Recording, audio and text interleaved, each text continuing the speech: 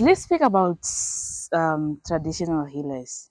Because like we have witches and we have witch doctors that are, and they are like one of the, I don't know, the scariest people is like when you hear of the witch doctor, and like is the difference between a witch doctor and a traditional healer, like, and how important are they in, like, our African culture? Yeah. Um, when these people came, they are very clever. Mm, They started painting us, black people, and our things mm, uh, as bad things. mm, They look at witch doctors and they call them witches. And they basically just demonized our everything. mm, And mind you, that which they demonized, when they came to Africa, they then started collecting our artifacts, and then they went away with them. Some of our people used to worship or to kneel down or to talk to their yeah. workpiece, those artifacts. Mm, Now, if you have to go to where the church came from, you will find those artifacts. But then when they were collecting them here, they were collecting those stuffs from witches. Now, I ask myself, are they not scared of those things that they have? mm, Just for keeping them, are they not scared of being witched? mm. So yes, there's a difference between a witch doctor, a traditional healer, and what else? Mm. Yes, And is it a herbalist? Is it herbalists also can be a traditional traditional healer? healer. Yeah. Yes, those are herbalists are traditional healers. Mm, That which they call a witch doctor, mm, just like Jesus Christ himself. Maybe if he ever lived and mm, he live now today, we will also just call him both probably a witch doctor and a traditional healer yeah. at the same time, because he performed some craft which people could not understand. Yeah. He's being some if you are doing some craft that people do Mm. not understand, then they will call you a witch doctor on Lord, because Do that. how did you do this, How or can how you did you? walk on top of water? Yes. So basically, I would say Jesus Christ was also a witch, because Mm, he did things that people fail to understand.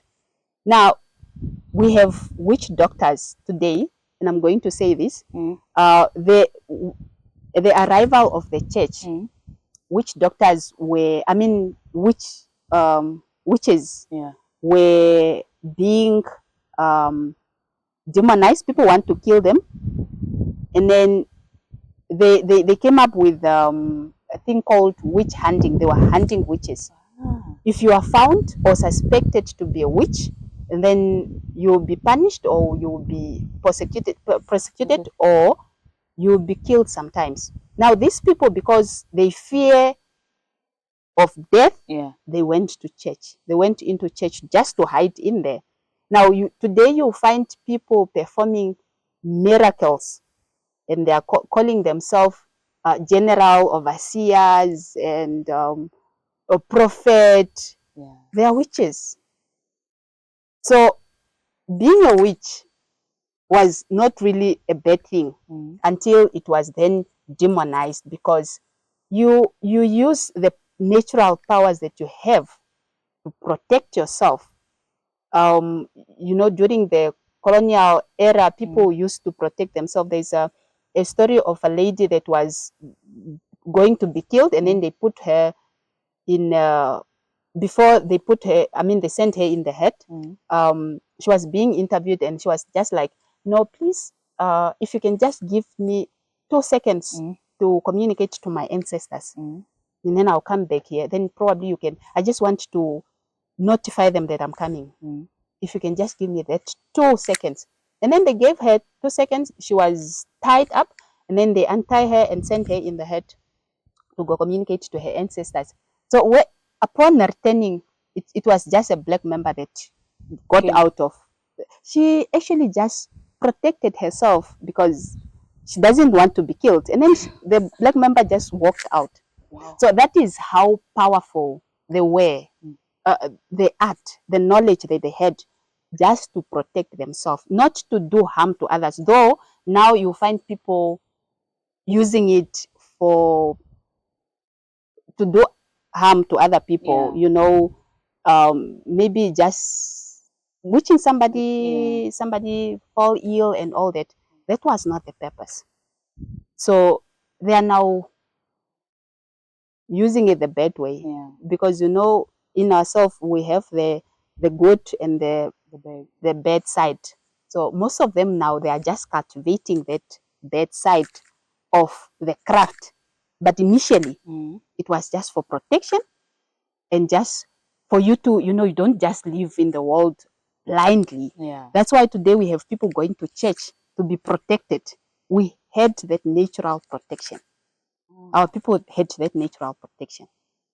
So now it seems like that natural good part of that protection fade away. People don't use it anymore. Now it's like we just have now the bad side of it, and people are using that natural gift, those that have it, using that natural gift to destroy other people's lives. And then that is why now it became an issue. Even here in Namibia, we actually have an act, witchcraft act. People were being prosecuted for performing witchcraft. Wow. And I was now, I think since independence, there was no case brought to court for witchcraft.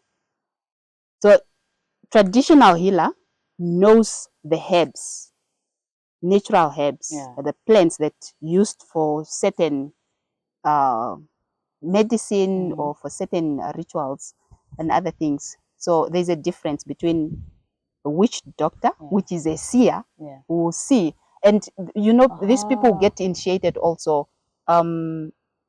People get to get initiated, just like we have prophets that now travel to go somewhere to get those powers.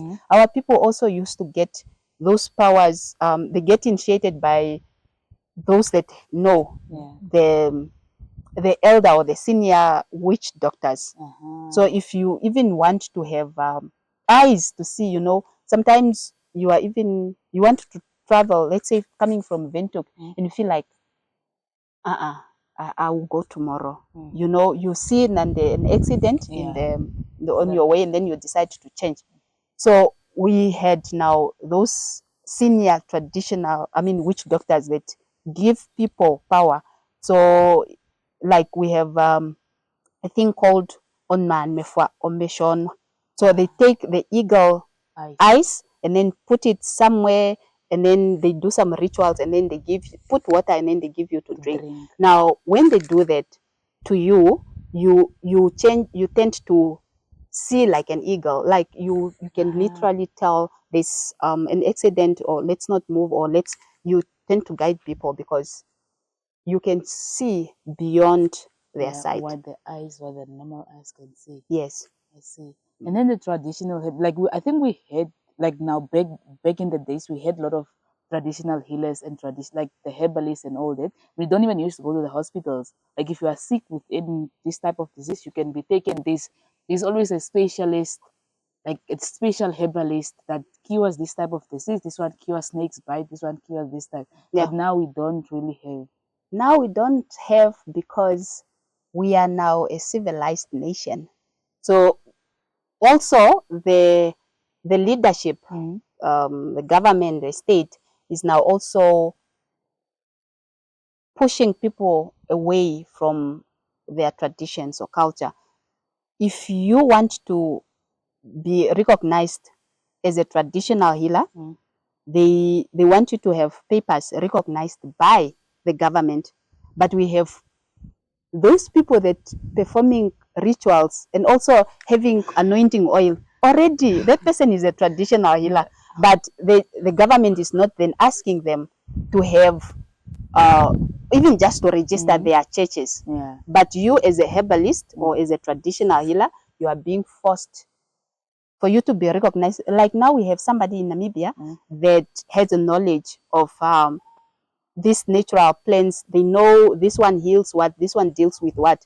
But then when they approach the government, they the Council of Health want this person to turn those herbs into pills and what for it to be recognized. So it's a whole process. The government or the leadership that we have in Africa is also not assisting people to come forth and just perform put their knowledge at work. So we have them, but they are also now scared of the government. Because if you do it in the open, they are also assisting people. Like snake bites, people do not treat that at the hospital. People are dying. I don't know what treatment they have for snake bites. What is this? Odia, I don't know how it's called. Like how? Odia, when you have wounds that doesn't heal, they also do not have medication in the hospitals. But we have our herbalists that used to cure those things. It's not there anymore. Odia, is it Ondilo or is it? No, Odia is it's just wounds that develop and they don't heal. You can go to the hospital. It will end up even just becoming kind of turning into cancer. Yes, but we had people that know how to cure those things. Yes, they have plants, herbs that they can use to cure. Even this Oshinja, Oshinja. I don't know how to say it, but this is more of spiritual things. Like you probably dream of eating something in your dream, and then when you wake up, you just have a heartburn or something that doesn't go away. Even if you go to the hospital, they don't cure it. But traditionally, we had our people. But now these people, the knowledge is phasing out because those that had the knowledge are also dying out, and we are losing our knowledge because of maybe civilization also, and the government. We are being led by people using other people's laws, which they don't even understand our things, or they even demonize our things. So now let's switch to DNA testing. Like there were so many cases this year from last year as well in Namibia, where we had a lot of drama regarding DNA testing and all that. Traditionally, do we have a way of testing for DNA as Ovambo people or as African people, besides going to the hospital and doing a DNA test for a child? We had ways of dealing with everything, almost everything, everything as Africans, and we did our things naturally. Now, when it comes to DNA testing, our ancestors had a way of dealing with it, because when a woman fell pregnant, obviously there's somebody responsible for that pregnancy. When you are expected to inform the person responsible for the pregnancy, you go to their house to inform them, or probably sometimes your parents take you there, or an elder has to take you there to inform the parent of that person responsible for the pregnancy, so that they are also aware that your boy child is responsible for that pregnancy. But then this only came now. It was not as common as it is now, because in the olden days, people used to get married. When you are married, you are in your husband's house. Obviously the husband will know that it's his pregnancy, though you still have to inform him that you are pregnant. Now, when you are pregnant, the family of the men responsible for the pregnancy used to perform rituals, because they understand that the pregnancy is not just physical, it's more, let's say, 90% spiritual. That's why it's called a tegerelo. You are expecting anything and everything. So they now need to perform some rituals. You have to take the pregnancy to the owners of the pregnancy. That is now the family of the men responsible for the pregnancy.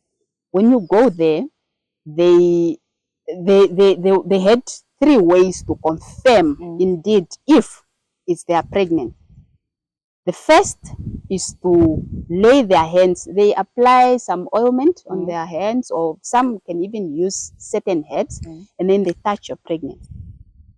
They touch it, and then some speak few words, some they just apply the oil on the pregnancy.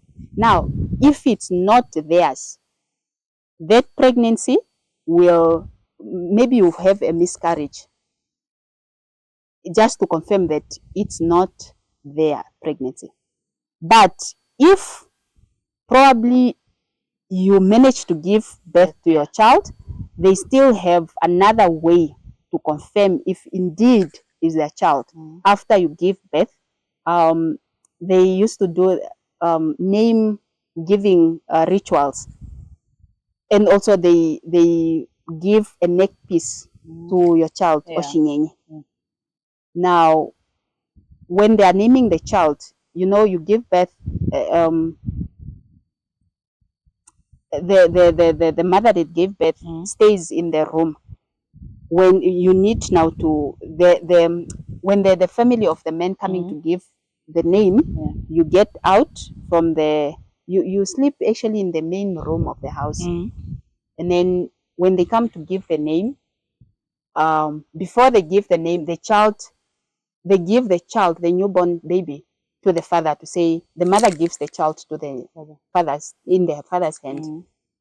If the father now maybe think that during the process when you fall pregnant, maybe there were lack of trust or something, they take the child, and still there are certain rituals that get performed. They perform that rituals, and the man still feels like, because as I said, we are spiritual beings. You get guided by your spirit. If you have doubts, you need those doubts to be confirmed. Now, when the father gets the child in his hands, he look at the child, and then he listen to his spirit, and if he have doubts that indeed this is not my child, he either puts the child down, he does not give the child back in the mother's hands, or he use the left hand. Then that way he's communicating to say, it's not my child. And then they sit to question the mother, to say, tell us the truth. Is the mother then confirmed there? They know, okay, it's not your pregnancy, it's not your baby. I probably slept with somebody who, and then they will know the child belongs to that person. And then the person will be informed. Sometimes those babies or those children don't get, if those two parents are married, they do not raise the child. They send the child to the mother's relatives or parents. Or sometimes they raise the child, but the father of the biological father of the child is also notified to say, there's your child here.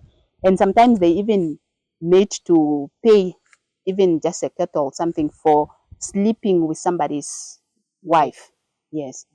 So if the mother then failed to confess that indeed, maybe the father or the husband goes to work somewhere, and the wife stays home, and then probably she then had a relationship with a neighbor, and she failed to confess during that process of name giving. Then the last part of confirming the DNA of the child is the neck piece. The neck piece, these are our wealth of the family. So some of these neck pieces came from our great grandmothers. So the spirit of our grandmothers are in these neck pieces. Now the child gets a neck piece. Some families don't give the neck pieces. But if the child gets a neck piece, which is not from her bloodline, then it becomes a problem. So the child sometimes become like, the child tends to be abnormal. Or sometimes they get disabled. Sometimes the child dies even because of the neck piece. That's why sometimes you find families saying, if it's not my child and you are forcing me, it's not my child. When we give the child the neck piece, we'll see. So that is how they use to test the DNA. Yeah. So mothers used to confess to say, yeah, when you were away, I went out with somebody and that's where I got the pregnancy. And then they avoid all these things of children becoming disabled or abnormal or even dying. Yes. Wow. That's very true. That makes like a lot of sense. And yeah, now before now hospitals came and this whole like before we became now civilized or like in the thing, we did not have hospitals, right? No. So did we not like have complications, like pregnancy complications, like back those years to people not going through C-sections and all that, just giving birth naturally and all, like what really like used to happen? Yeah, without C-sections. As I said, our people had that knowledge. They knew almost how to deal with these complications, pregnancy complications, because when somebody is pregnant, you know, you go to the hospital and then they give you those pills for iron and what. Our parents had medicine, the indigenous ones, the herbs. They know there's this certain plant you just give somebody when the person is pregnant. When the person is pregnant, you give them that, then they take that. So you do not need iron from, I don't even know how those pills are made, but our people use natural plants. Now, when there's complications with the pregnancy, you know, we don't used to wear clothes. So when the elders see your pregnancy, they can tell this pregnancy, you know, the child must turn. The child lays in the stomach, and then when you are about to give birth, they turn, the baby or the fetus turn for it to prepare for the birth. Now, when there is a complication where they say edimola pateken, they know the plant or the herb that you need to take. When these midwives, the local ones, the traditional ones, before the hospital, they already prepare, okay, there's somebody pregnant in Tate Inga's house. And then the midwives get informed when you are in labor, and then they come. They know, they always come with their herbs in case you are probably finding it difficult to give birth. They know what to give you, and then you give birth naturally. Now, you find, I think women are now just becoming lazy because, you know, fear of the pain of the labor, and somebody know you are due to give birth maybe a week from now on, and then they prefer the C-section. Our parents knew how to deal with all those complications. But then I'm not saying then I'm against the C-section, but when there are serious complications, because we are now living in a sick world, and there are some diseases that people are living with. When somebody is in that condition, yes, the C-section must be performed. But if you are just scared of labor pain, then you are just being lazy. So C-section should be performed when really, really somebody is in that condition, medical condition, or not just when the child is maybe having the feet coming first and then you want to perform C-section. That is a king, and they don't even tell you that when when the child brings the feet first, they just cut the child. The doctors are expecting to see the head. If it's the feet, then they will cut. You need to they need to perform the C-section. No, it's true. Like we have actually like kids. We have kids that are called kings. Yeah, we have kids that are called like twins. Even though the child is born alone, but that depends on how the child was born, how the child arrived on the planet. If the child brings feet first, then that is a special child. So you hardly find those special children now. Yeah, nowadays. Unless the person give birth naturally. So mothers, we have a very sacred responsibility that nature has entrusted in us to bring life on this planet. Now we are becoming lazy people because you want to be cut. The child does not arrive naturally. They don't go through that passage, and you want the child to live a normal life when we did not arrive on the planet naturally. Yeah, naturally. So some of those things we need to also just look at them. Yes. Wow, I learned so much today.